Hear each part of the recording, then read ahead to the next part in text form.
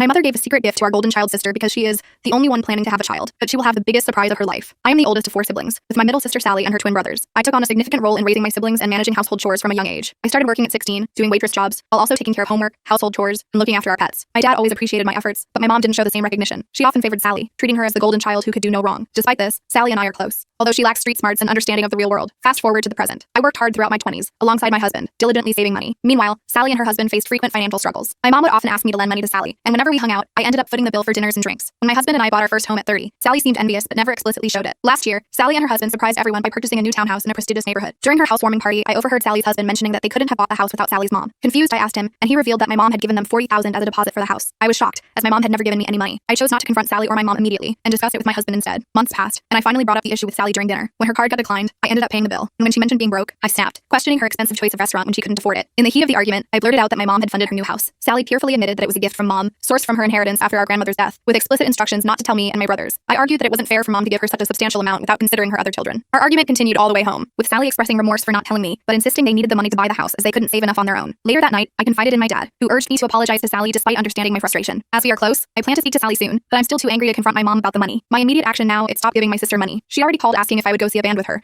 but if I could grab the tickets and she will pay me back next week, I told her no, that I'm done spending my money on her. Update. First, I contacted my sister Sally and apologized for yelling at her. She assured me there was no need to apologize and expressed feeling bad about the situation. Later that week, Sally and her husband invited me for dinner to discuss things. During our conversation, they apologized for not disclosing the money and keeping it a secret. They confessed that despite their efforts to save for a house independently, Sally had accumulated a significant amount of undisclosed debt, making it impossible for them to purchase a home without the money our mom provided. While I believe Sally's assertion that our mom offered the money without being directly asked, I can't shake the feeling that there's more to the story, given Sally's knack for subtly seeking assistance. I explained to them that while their apologies were appreciated, the fundamental issue remains that they deceived me, and I only found out by mistake, suggesting they had no intention of coming clean. I emphasized the importance of trust in our relationship. I then asked if our brothers were aware of the situation, which they were not. I urged Sally to inform them, which she did. Both brothers were understandably upset, primarily directing their anger towards our mom, and sought further details. Sally relayed the same information to them as she had to me. Their main question echoed mine. Why had our mom chosen to assist Sally and not any of us? My husband and I have openly discussed money with our parents and made significant sacrifices to save for homes, yet our mom hasn't offered us financial aid. Contemplating whether to confront our mom directly, I ultimately decided she might not be forthcoming with me. Instead, I had Sally call her with me present on speakerphone to pose the questions. The bottom line, Sally plans to start a family, whereas my brothers and I are child-free by choice. Sally is the only one intending to give our mom grandchildren. Upon hearing this, I couldn't hold back my hurt and frustration. I confronted our mom, expressing how her favoritism felt like a betrayal. Initially resistant, she relented, admitting that Sally's plans factored into her decision to help her purchase a house. Mom said things like, Sally is going to give me grandkids, so she needs a house. And child-free couples travel so much you are never home, so you don't need a house. I wish I could say I delivered a great comeback, but I was overcome with emotion and left in tears. After all this, I spoke to my brothers alone and told them everything. They also said it was very unfair. Turns out the youngest brother, GF, is 2 weeks pregnant. They have not told anyone yet as it's so early, and they are now considering not telling mom at all. I did